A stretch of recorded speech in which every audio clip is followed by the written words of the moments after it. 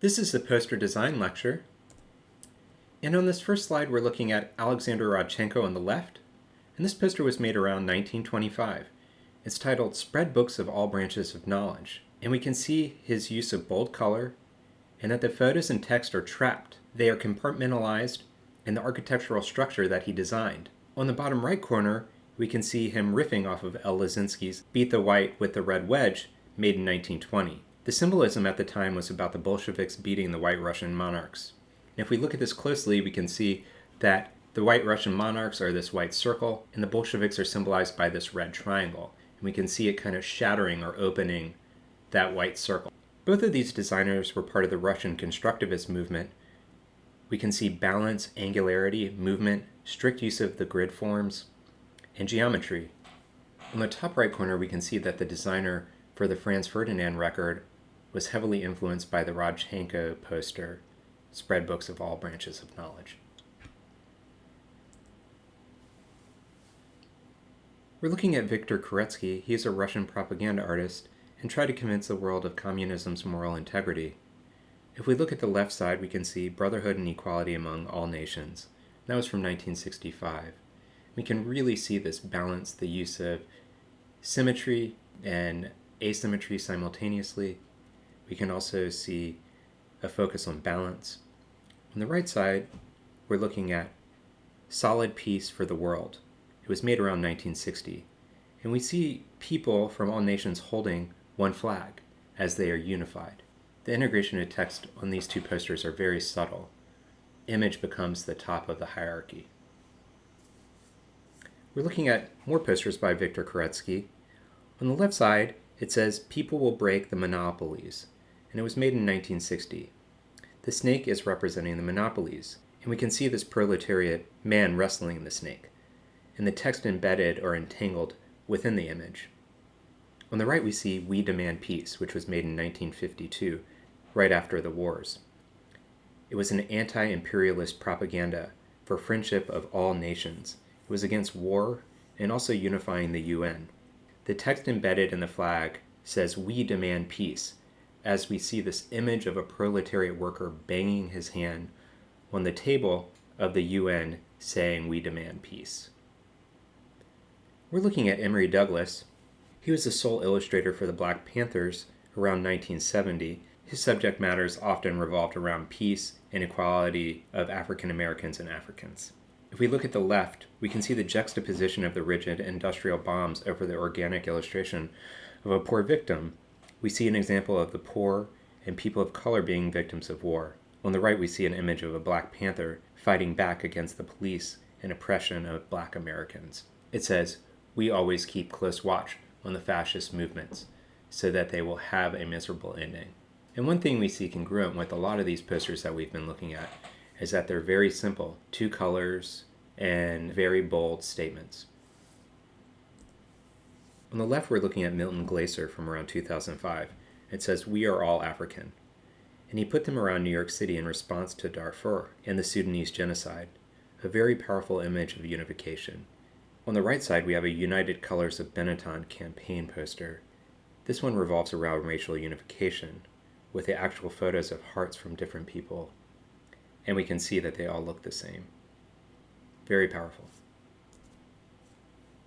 On the left, we're looking at Banksy in 2007. This was a symbol he put up on the West Bank wall. And it's very ironic as we can see that the peace dove has a bulletproof vest with a target. Obviously, this isn't a poster, but I thought it would go well with symbolism, things that we're going to be dealing with our poster design. On the right, we see a United Colors of Benetton campaign poster, and it's a Prime Minister of Israel kissing the President of Palestine. And specifically on the poster, it says, "Unhate. United Colors of Benetton supports the Unhate Foundation." We're looking at an Amnesty International poster. Amnesty International is an advocacy group for international law and peace. And on this, we can see a world described by images of war. That war exists in all parts of the world. And in the quote at the bottom, it says, "Everybody is against everybody. Somebody has to be for them." And then under that, the subtitle says, "Amnesty International, 27 years of supporting the rights for all." specifically advocating for refugees of war. This is a poster designed by Copper Green, which was made around 2005. Milton Glaser wrote about this in the Design of Dissent book. It's a parody on the dancing iPod commercials from around the mid-2000s. Copper Green guerrilla posted this poster around San Francisco, New York City, and LA. We can see that this poster was specifically a response to the torture at Abu Ghraib prison and to the illegal war in Iraq. And at the bottom we can see it says 10,000 volts in your pocket, guilty or innocent. So in Milton Glaser's book, The Design of Dissent, he kind of breaks down the research and influences that Copper Green potentially used, this heavy symbols that we can see throughout history. On the top we see photography that's inspired by public execution and humiliation from the Spanish Civil War to the Vietnam War to Palestine to Abu Ghraib. In the middle we have images of the Ku Klux Klan, Jesus, the Black Moses Isaac Hayes, Barbara Kruger's feminism, The People vs. Larry Flynt. And on the bottom, we have cave paintings, Greek earthenware, we have the silhouette of Sonny Rollins' jazz record. We also have the Hitchcock Vertigo, where we see that silhouette. We also have Paul Smith and the iPod logo. So all of these things went into influencing Copper Green's resolve. Obviously, she wasn't directly looking at every single one of these things, but it was kind of like amalgamating all of these images and coming to this conclusion of an ironic subversion of these historical images. We're looking at Feng Chen.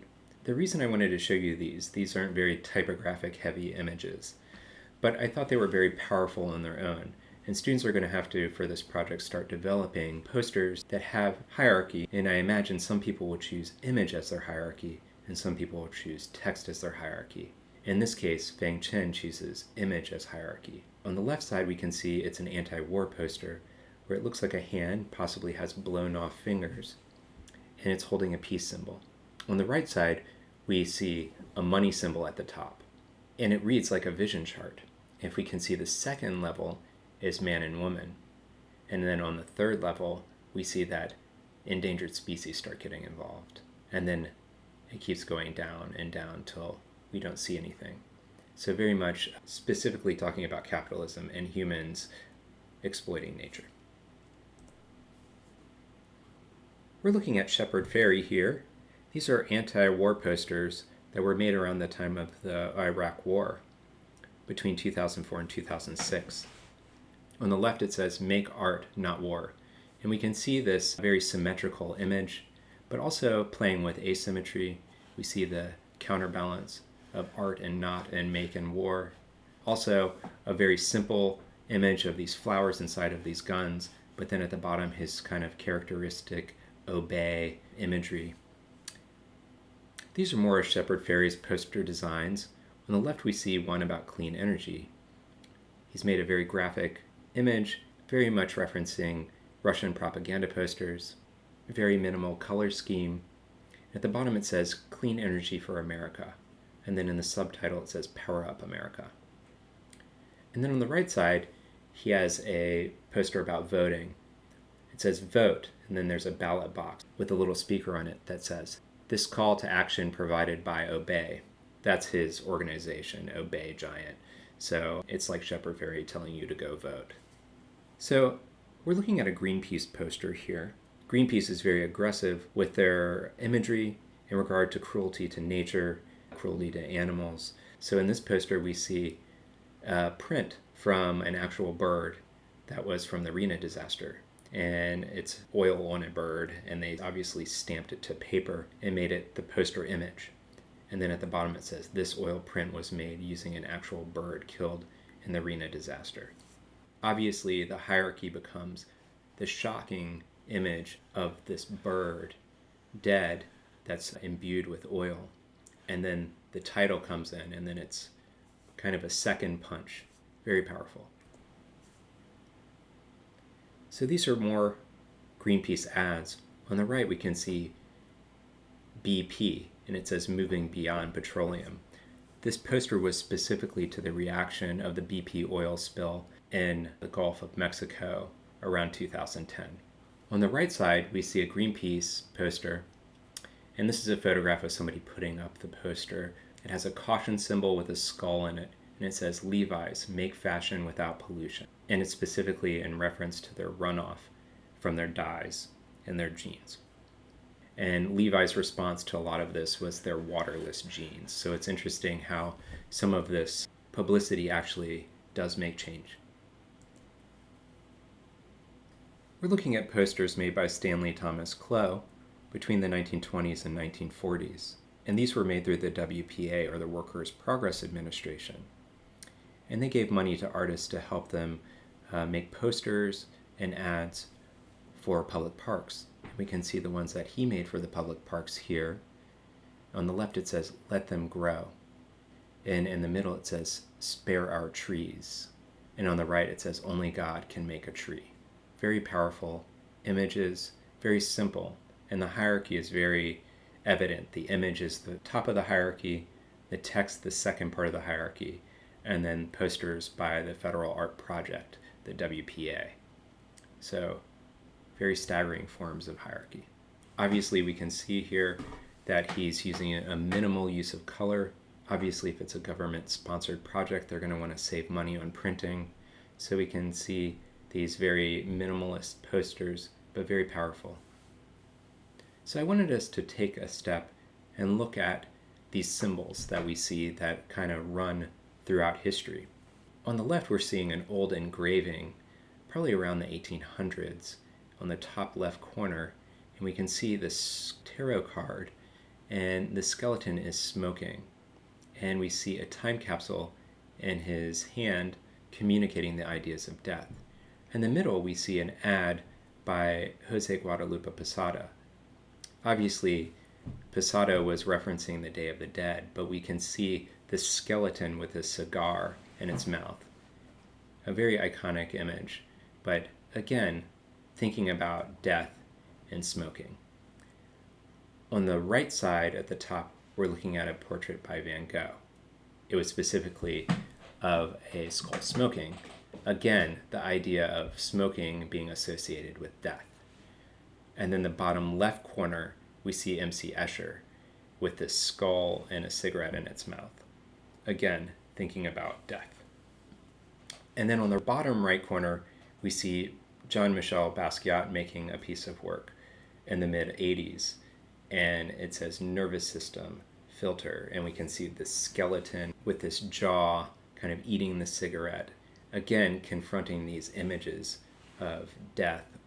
But the one thing that's very unifying with all these throughout a very long period of history, from let's say the mid-1800s all the way to the mid-1980s, we can see that this image of a smoking skull worked its way throughout history. So these images of smoking and death really become a very powerful symbol. Not to say that we want to use images of skulls, but they're universal and they're timeless. And these are things that we're going to be thinking about when we make our poster. These were posters that were made for an AIGA conference. On the left, we're looking at a Paul Rand AIGA poster. And we can see that he's taking this modernist approach. It was made in the 60s, so we can see him deconstructing type with flat colors, kind of blocking out areas, making it more readable, pulling out the bare essentials. For example, we can see the A, we can see the G, and we can see the top or apex of the bottom A. And we can see the I just becoming the dot symbols. So we see A, I, G, A. Definitely more readable than legible. On the right, we're looking at Stefan Sagmeister. He made this poster for the AIGA conference in Detroit at Cranbrook University in the 1990s. He was working with the shock of the image and the distance a designer would go to get a captivating poster. We can see that his hierarchy is obviously the shocking photo. Then the text. An intern volunteered to carve on his body with a razor. This is absolutely not Photoshop. He also does some silly things here. We can see here that he says style equals fart. In some ways, I think Sagmeister was poking fun at the institution of the AIGA and how elitist this institution can be. So, with our poster designs, I want us to start thinking about things like, how are we going to make our image for our poster? What's most important, the image or the text or the subtext? We really need to think about these things before we start making our image, and this is why it's important for us to make our thumbnails. We're looking at some images by Paul Blow here, and we can see that he very much uses ink on paper, and then he pulls these images from ink on paper and starts working with them in Illustrator to develop them and make them more complex. On the left side, we're looking at the War on Carbon. We can see that it's literally graphic bullet holes shot through the magazine, and it's on top of the skull coming out of a chimney, like a smokestack. On the right, we see him being more playful with imagery. We see him making a mustache out of broccoli. But the wonderful things about this is seeing his layering and minimal use of color. It's very important when we're designing to not use too much color. We want the importance to be the focus of what's happening, not the oversaturation of imagery. This is Christopher Silas Neal, and again, I wanted students to look at different ways of designing or making illustrations because that's important with poster design. And we can see that Christopher Silas Neal often uses textures overlapped with graphic imagery. So he often makes his own textures, he scans them in, and he lays them on top. Obviously, you can buy textures or you can find textures online to overlay them, but in his case, he generates all of them, which I think often results in the best conclusion. And we can see on the left side, we see smokestacks and these hands grabbing the smoke and kind of turning them into something else. And on the right side, we see the images of green roofs and how these urban centers can become places of growing plants that can be beneficial for people. So it's interesting, the minimal use of color on both of these. On the left side, he has the green and black, and on the right, he has kind of a muted or limited color palette. But I think it's important for us to think about these things, to think about texture, to think about color, to think about how these things are going to look or feel in the very end. So for our poster project, we're going to be dealing with visual hierarchy. And the objective of this project is to visualize typography in two ways. One, as visual elements in a two-dimensional composition, and two, as information which requires hierarchical organization. So what we're going to do with this poster is we are going to be using a title, a subtitle, and one image or illustration of your choice. Now it's important each student to create their own illustration. You must use original imagery that is yours. Obviously you can collage found imagery, but note if you do not collage the found imagery to make it your own, it does not constitute an original illustration. So what we're going to do is we're going to analyze the text and image and classify them into three levels of information: dominant, subdominant, and subordinate. These levels will remain constant throughout the project. So things I'd like for you to consider. Think about the relationship of one part to another. Consider how contrast, juxtaposition, exaggeration, isolation can contribute to creating a context for the content. These choices with text and image are crucial for the success of the design. Design guidelines.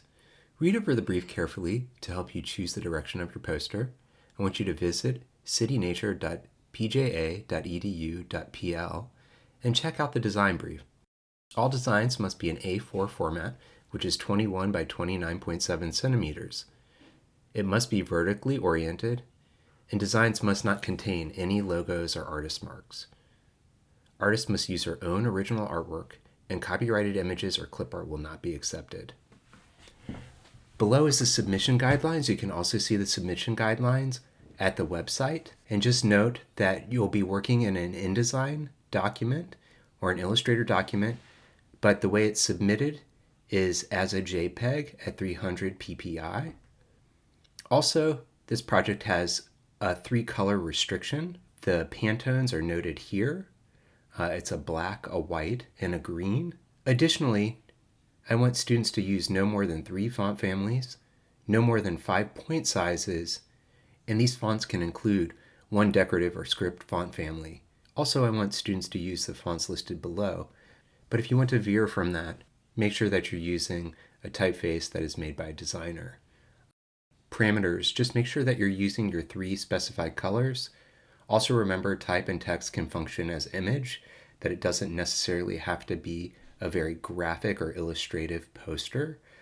If you do use type as image, just make sure that it's complicated and that it fits the topic. Also, I have a recommended list of fonts to use below. Again, you can choose a typeface that's made by a typeface designer. Just make sure you reference my typographic resources to find typefaces made by typeface designers. Also, when developing the poster, each student must use a grid structure. You can use the grid structure in Illustrator or in InDesign, but you must have some sort of design structure to work on. Again, read over the design brief and make sure you follow those specifications carefully. For homework, I want students to make 10 thumbnails that represent the poster design. And this is a place where you can brainstorm. You can allocate your levels of hierarchy, whether it's dominant, subdominant, subordinate. Just make sure you set up that hierarchical structure, and good luck.